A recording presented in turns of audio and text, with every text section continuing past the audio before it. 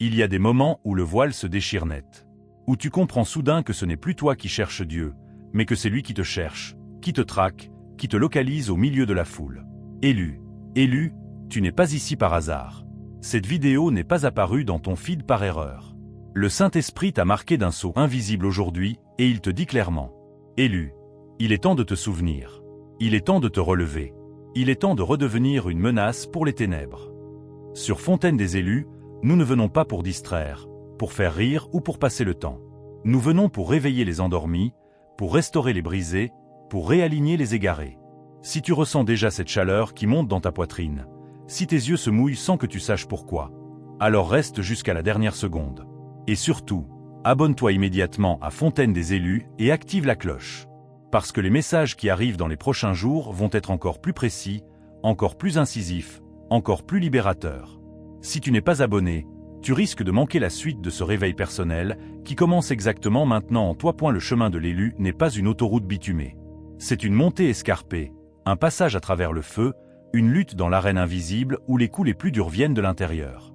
Et sur ce sentier étroit, 9 poisons mortels guettent, 9 fissures par lesquelles l'onction s'écoule lentement, jusqu'à ce qu'il ne reste plus qu'un souvenir de ce que tu étais autrefois. Aujourd'hui, sur Fontaine des élus, nous les nommons un par un. Nous les exposons à la lumière. Nous les terrassons par la vérité qui ne négocie pas. Et si ton esprit est prêt à recevoir cette correction qui sauve, tape 1111 dans les commentaires dès maintenant. C'est ton « me voici ». Ton acte de foi. Ton engagement solennel. Allons-y. Sans détour. Sans filtre. Sans compromis. L'orgueil, l'assassin originel. L'orgueil est la première rébellion qui a fissuré le ciel. C'est la voix qui a poussé Lucifer à déclarer « Je monterai au-dessus des étoiles de Dieu ». Et c'est exactement la même voix qui te murmure « Élu, tu es plus spirituel que les autres. Tes révélations sont uniques et supérieures. Tu n'as plus besoin de personne pour te redresser. » L'orgueil spirituel est le plus traître parce qu'il imite la confiance en Dieu tout en la contrefaisant. Il te fait croire que ton appel te dispense d'humilité. Pourtant, Moïse, l'élu le plus utilisé, était aussi l'homme le plus humble de la terre. Dès que l'orgueil s'installe, la communion se rompt. Tu pries moins longtemps, tu écoutes moins, tu te prosternes moins. Tu deviens ton propre centre. Et tout centre qui n'est pas Dieu finit par s'effondrer. Élève-toi, élu, mais seulement en t'abaissant. Sers, et tu régneras. Adore-toi, et tu tomberas comme l'étoile du matin. L'amertume, le poison lent qui calcifie l'âme. Élu, tu as été trahi. On t'a utilisé. On t'a rejeté alors que tu donnais sans compter. Et une partie de toi hurle encore dans le silence, ce n'est pas juste. L'amertume naît quand tu refuses de clouer cette injustice sur la croix. Elle commence par une pensée, ils ne méritent pas mon pardon. Elle devient un sentiment, je ne leur ferai plus confiance. Elle finit par devenir ton identité, je suis l'élu qui a été blessé. Et progressivement, tu deviens l'image miroir de tes bourreaux. Dur là où tu étais tendre, fermé là où tu étais ouvert. Ton feu perd sa douceur.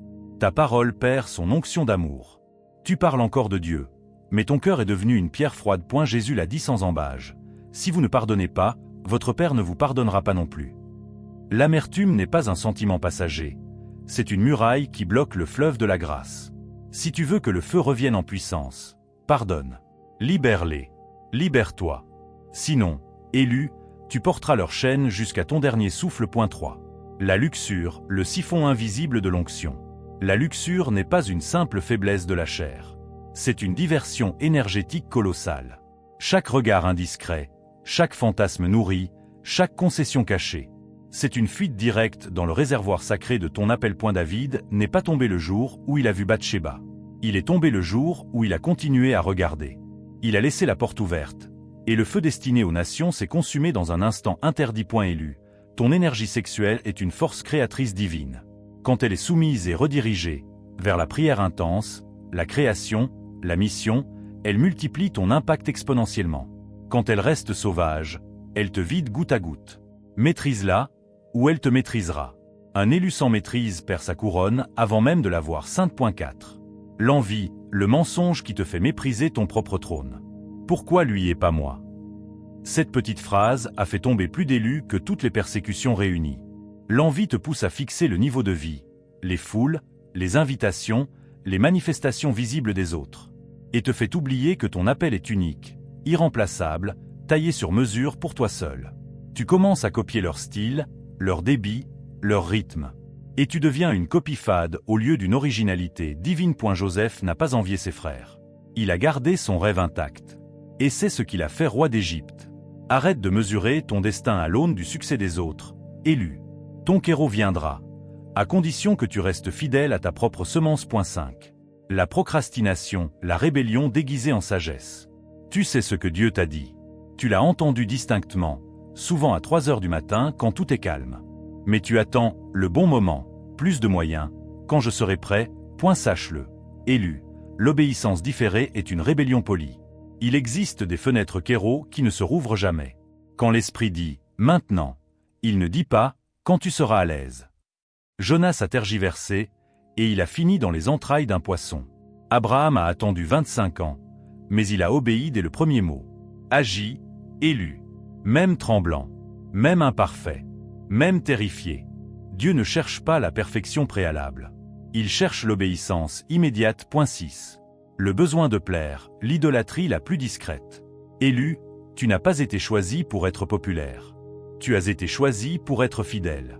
Ta lumière va parfois brûler les yeux de ceux qui aiment les ténèbres. Ils vont te critiquer, te rejeter, te marginaliser.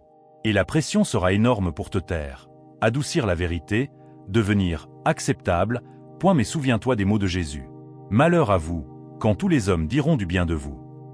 Plaire à tous égale trahir la vérité. Décevoir certains égale rester aligné. Choisis l'alignement. Toujours. Sans exception. 7. Le doute, le murmure qui étouffe le brasier. Et si je me trompais? Et si ce n'était pas vraiment Dieu? Et si j'échouais lamentablement?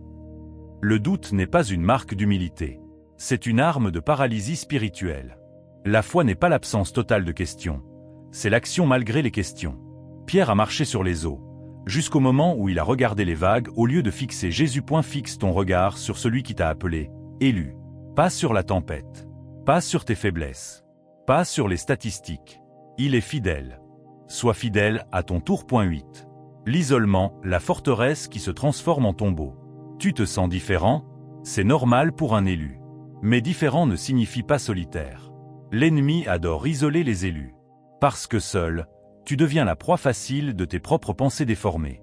Plus de miroir. Plus de correction fraternelle. Plus de combat côte à côte. Trouve tes pairs.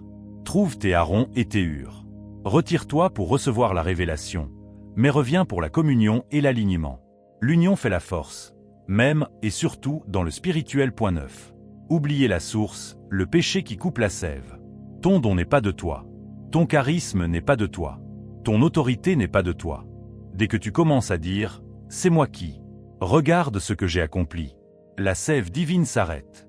Tu deviens un arbre aux feuilles encore vertes, mais déjà mort à l'intérieur. Reste connecté. Élu. Chaque jour. Prière ardente. Méditation dans la parole. Louange qui monte comme de l'encens. Silence devant sa face. Sans la source, pas de fleuve. Sans le CEP, pas de fruit. Ton plus bas, plus intime, presque un chuchotement chargé d'émotions, élu. Si un seul de ces 9 poisons vous a transpercé le cœur aujourd'hui, ne fuyez pas cette douleur. Accueillez-la. C'est la douleur de la restauration. C'est Dieu qui vous dit « Je ne t'ai pas abandonné. Je te ramène à moi. » Pour que cette connexion reste vivante et s'intensifie, pour que les prochains messages vous trouvent pile au moment où vous en avez le plus besoin, abonnez-vous à Fontaine des élus dès maintenant. Activez la cloche. Rejoignez cette famille d'élus qui refusent de s'endormir, qui refusent de se diluer, qui refusent de capituler. Tapez 111 dans les commentaires si vous déclarez aujourd'hui « Je refuse de mourir spirituellement. Je choisis la vie. Je choisis l'alignement. Je choisis l'obéissance totale. » Partagez cette vidéo à un élu qui est en train de perdre son feu. Il ou elle a besoin d'entendre ces mots aujourd'hui. Tu n'es pas fait pour te fondre dans la masse. Tu es fait pour gouverner dans la lumière, pour briser des chaînes, pour ramener la gloire sur la terre. Vas-y maintenant, élu. Le feu est en train de revenir. Ne l'éteins pas. Merci d'être resté jusqu'au bout. Que la grâce, la force et la présence écrasante du Très-Haut vous enveloppent. À très bientôt sur Fontaine des élus. Paix, puissance, restauration complète.